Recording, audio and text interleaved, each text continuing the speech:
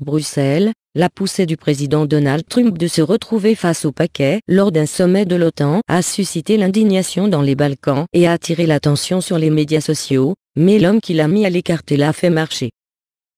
Lors du rassemblement de jeudi à Bruxelles, Trump a posé sa main droite sur le bras droit du Premier ministre du Monténégro, Duško Marković, et s'est poussé à l'avance, alors que les dirigeants de l'OTAN entraient dans le nouveau siège de l'Alliance et se préparaient à une photo de groupe.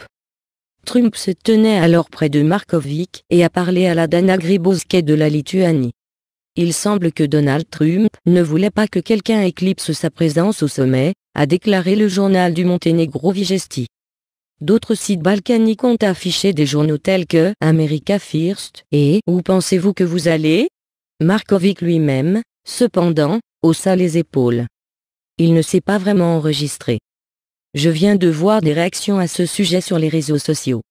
C'est simplement une situation inoffensive, a-t-il déclaré aux journalistes après le sommet.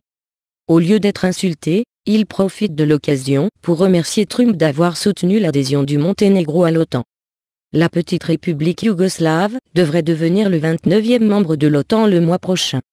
Et en tout cas, Marković a déclaré, il est naturel que le président des États-Unis soit en première ligne. Un pays de seulement 650 000 personnes, avec 2000 militaires et une zone plus petite que le Connecticut, le Monténégro a une valeur stratégique hors de proportion avec sa taille.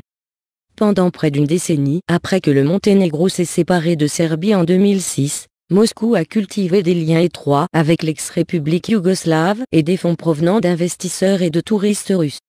Mais le Monténégro a reproché à la Russie un prétendu complot d'assassiner le prédécesseur de Marković en octobre dernier, selon lequel les fonctionnaires ont déclaré qu'il visait à bloquer son entrée à l'OTAN.